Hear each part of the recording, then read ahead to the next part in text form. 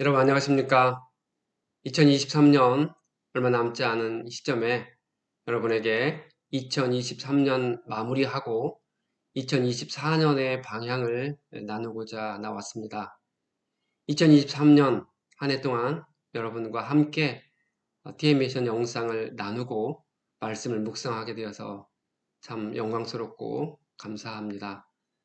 2023년 제가 매일 말씀이 생명입니다 라는 말씀을 드리면서 영상을 시작했습니다. 저는 2023년 한 해를 보내면서 그 생명된 그 말씀, 제 머릿속에서 오랫동안 남아있는 말씀 한 구절을 택한다면 로마서 12장 1절에서 2절 말씀입니다. 제가 GPTI 전문의 선교 훈련을 3월 달부터 7월 달까지 받았습니다. 그때 저희가 선교사 훈련 받으면서 암송했던 말씀이기도 하는데요. 이 말씀은 저를 한 해 동안 붙잡아주고 이 영상을 계속해서 올릴 수 있는 그 믿음을 갖게 하고 힘을 준 그 말씀입니다. 그러므로 형제들아 내가 하나님의 모든 자비하심으로 너희를 권하노니 너희 몸을 하나님이 기뻐하시는 거룩한 산 제물로 드리라. 이 말씀은 그 로마서 1장부터 11장까지의 결론으로 제시된 말씀이면서 동시에 로마서 1장부터 11장까지의 그 어떤 신분의 변화에 대한 말씀을 하고, 그리고 이제 신분에 변화된 우리가 어떻게 살아야 되는지에 대해서 나누는 말씀이기도 합니다. 그러므로 형제들아, 그러니까 11장까지의 결론을 이야기하면서 그러므로 형제들아 이렇게 이야기하고 있습니다.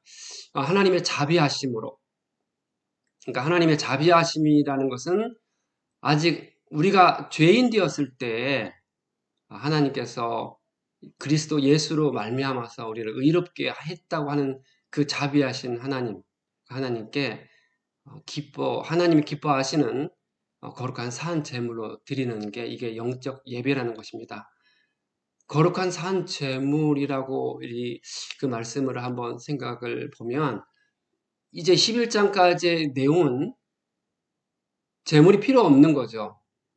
그리스도께서 십자가에 못 박혀 죽으심으로 우리가 의롭게 되었고 죄 사함을 받았으니 제물이 필요가 없는데 산 제물로 드리라는 것이죠. 이것을 메시지 성경에 보면 그 삶으로 드리는 제사 이렇게 나와 있었습니다. 삶으로 드리는 제사는 우리의 모든 상황 속에서 그리스도인답게 그 신분에 걸맞는 삶을 살라고 하는 것입니다. 저는 여기서 하나님이 기뻐하시는 산 제물 여기에 초점을 맞췄습니다. 과연 내가 하는 이 사역, 내가 하는 이 작업이 하나님을 기쁘시게 하는 일인지, 하나님이 이 일을 통해서 마음이 시원하고 기뻐하시는지에 초점을 맞추고 진행해 왔습니다. 처음에 제가 2020년 영상을 처음 만들 때는 잘 만들 줄 알았고 또 잘 될 줄 알았어요. 소위 잘 된다는 얘기는 많은 구독자도 있고 서로 반응도 좋고 할 줄 알았는데 보니까 녹록치가 않은 거였습니다. 올해까지 지금 3년째 하고 있습니다. 제가 1년을 하고 난 다음에 어느 지인에게 그만 이제 하면 좋을 것 같다라고 했었더니 그분이 그런 말씀 하셨습니다. 무슨 일을 시작했으면 3년은 해야지 여기서 멈추면 안 된다라고 해서 제가 3년을 이제 해오고 있었습니다. 올해 이제 그 GPTI 선교 훈련 받으면서 동시에 영상 만드는 게 참 힘들어서 이제 3년까지 했으니까 이제 마무리하는 거 좋겠죠? 라고 했더니 또 다른 분이 어떤 일을 했으면 10년을 해야지라는 이야기를 했습니다. 그분들이 하신 말씀이 하나님이 저에게 책망 혹은 격려해주는 그런 말씀으로 들리기도 했습니다. 좀 더 잘 만들고 싶고 좀 더 많은 자료도 함께 하고 싶은데 유튜브에 올리고 하는 거에 정말 제 실력으로 쉽지 않았습니다. 하지만 오늘까지 이렇게 인도해 주신 하나님께 감사합니다. 제가 말씀이 생명이다라고 어, 그 외침을 계속해서 해오면서 범사에 감사하라는 말씀도 저에게 참 그 머릿속에 남습니다. 그런데 제가 깨달은 것은 지금 감사하지 않으면 영원히 감사할 수 없다라는 생각이었습니다. 그래서 하나님께서 범사에 감사하라고 했구나. 그래서 나중에 감사를 미루어서 나중에 하겠다고 하는 것은 불가능하구나. 그래서 지금 현재의 상황에 늘 감사하면서 이렇게 가야겠구나 하는 그런 생각을 했습니다. 어, 그 영적 예배를 제대로 드리는 나의 삶, 그러니까 산 제물로 그 하나님을 기쁘시게 하는 삶이 영적 예배라고 하는 그 등식이 성립하는 것들 보면서 구약 시대의 그 제사 제도를 한번 생각해 보았습니다. 속죄하는 그 속죄제, 그리고 속죄를 받았기 때문에 또 하나님과 내가 화목하게 되고 이웃과 내가 화목하게 되는 화목제를 생각해 보게 됐고, 그러니 너무 감사해서 곡식으로 드리는 소제를 드릴 수 있고, 근데 예배를 드리다가 형제의 것을 또 혹은 이웃의 것을 내가 잘못 가져왔거나 손해를 끼친 일이 있으면 배상하고 보상해야 하는 그런 속건제를 생각하게 되었고, 그리고 이제 그런 속건제를 드리면서 이제야 내가 죄 사함 받고 화목하게 되고 감사하게 되면서 번제를 드릴 수 있는, 그러니까 온전한 헌신을 할 수 있는 이런 그런 상태가 되는 거구나 하는 생각을 하게 되었습니다. 그래서 매일의 예배를 드리면서 그런 이 5가지 제사 제도의 정신이 그 삶 속에 묻어 있어야 되는구나 하는 생각을 갖게 되었습니다. 이것이 2023년 한 해를 제가 보내면서 가장 저에게 남는 말씀이고 저를 이끌었던 말씀입니다. 여기에 덧붙여서 이제 2024년에는 어떻게 해야 할까를 이제 생각을 해봤습니다. 2024년에는 이렇게 진행하겠습니다. 이 말씀은 원래 처음에 제가 기획할 때 연대기 성경 읽기, 그리고 연대기 성경 읽으면서 그 큐티를 진행하는 것으로 이렇게 기획을 했었는데 그 형태로 진행하겠습니다. 여러분께서 제가 제시하는 그런 본문을 읽으시고 저의 설명을 들을 수도 있고 저의 설명을 듣고 본문을 읽을 수도 있을 것입니다. 본문을 읽을 때 여러분이 개역 개정의 그 성경을 통해서 읽을 수도 있고요. 또 새번역을 또 읽을 수도 있습니다. 그리고 메시지 성경, 유진 피터슨의 그 메시지 성경을 읽으면 좀 더 쉽게 그 내용을 풀어서 나온 내용이 있습니다. 저는 그래서 2024년에는 성경으로 돌아가자. Back to the Bible.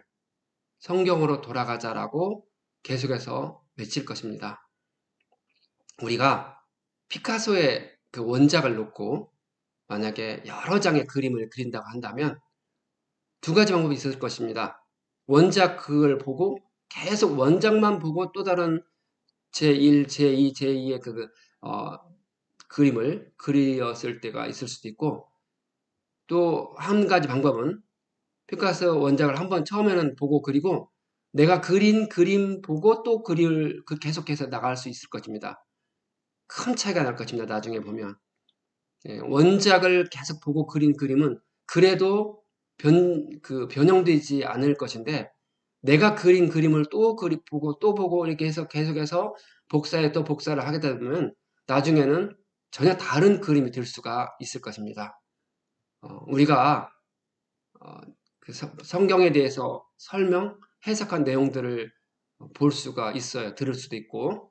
하지만 정말 중요한 것은 원작을 계속 읽어보는 것입니다. 지금 제가 연대기 성경으로 창세기부터 계시록까지 쭉 하는 목적은 성경을 읽자고 하는 것입니다.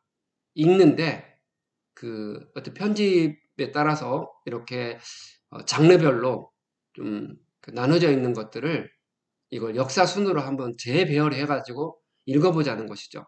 전체를 구조하고 이 내용을 정교하고 그리고 때로는 약화하고 이렇게 그런 그 과정들을 거쳐서 내가 어떤 성경 공부를 한다거나 설교를 듣는다거나 그럴 때에 이 말씀이 어떤 의미를 가지고 있는지를 해석해낼 수 있는 힘을 갖추고자 하는 것입니다.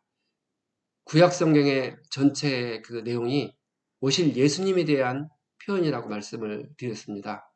따라서 그 내용이 이스라엘을 중심으로 기록되었지만 거기서 말하는 이스라엘이라는 나라, 그러니까 야곱이 이스라엘로 바뀌어서 했던 그 이스라엘은 나라를 의미하기도 하지만 신약식으로 얘기한다면 그 이스라엘은 구원받은 성도, 그 구원받은 성도를 의미합니다. 요한계시록에 나와 있던 14만 4천, 그 이스라엘 12지파에 12,000명씩 해서 14만 4천이면서 구원받은 자의 수많은 그 또 구원받은 자가 있는 것처럼 그 상징적인 숫자입니다. 그래서 수많은 사람들이 구원을 받았다. 그것은 이스라엘이라고 하는 그 어떤 모델, 샘플을 통해서 하나님께서 말씀해 주시는 것입니다. 따라서 우리가 구약 성경을 읽을 때도 그 역사의 현장에 대한 내용을 이해하면서 동시에 그것이 구원받은 자, 구원받은 이스라엘, 예수 믿고 의롭게 된 그 구원받은 자들에 대한 상징적인 의미라는 것도 이해하면서 읽게 된다면 하나님의 마음이 어떠하고 또 사람은 하나님의 마음을 언제 깨닫기도 하고 깨닫지 못하기도 하는지에 대해서 우리의 삶에 대한 어떤 방향을 제시해주는 그런 말씀입니다. 따라서 구약성경이나 신약성경에 모두 다 집중해서 읽어보면서 하나님이 어떤 분이고 사람이 누구인지 죄가 얼마나 무서운데 이것을 해결해 주셨는지 그리고 새하늘과 새 땅에서 우리는 어떻게 어떤 삶을 살게 되는지 이런 것들에 대한 종합적인 구조를 잘 파악하고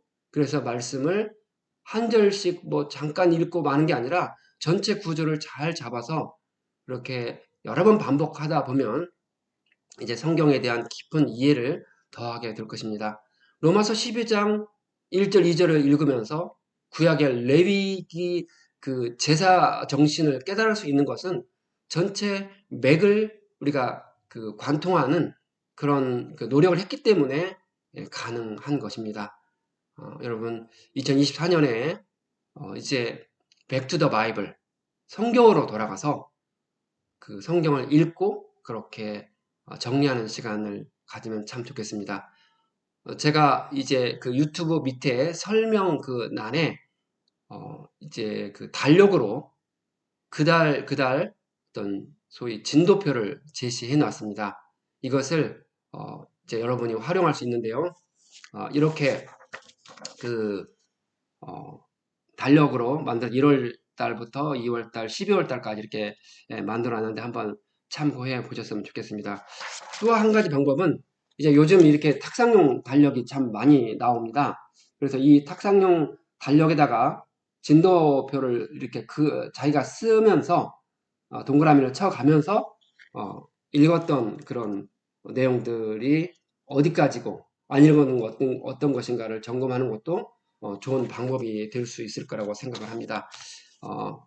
여러분이 이제 그 밑에 그 내용에 유튜브의 밑에 설명란에 나와 있으니까 한번 살펴보시고 혹시나 이게 잘 안 된다 하면 옆에 또 젊은이들에게 또 도움도 청하시고 정 안 된다 하면은 댓글에다가 이렇게 메일을 좀 써 놓으시면 제가 거기에 메일로 그 내용을 보내드리도록 하겠습니다. 여러분 2024년에도 Back to the Bible 성경으로 돌아가서 여러분의 삶에 승리하시는 귀한 여러분 되시길 바랍니다. 함께 해 주셔서 감사드리고 또 함께 하실 것을 기대하며 감사드립니다. 감사합니다.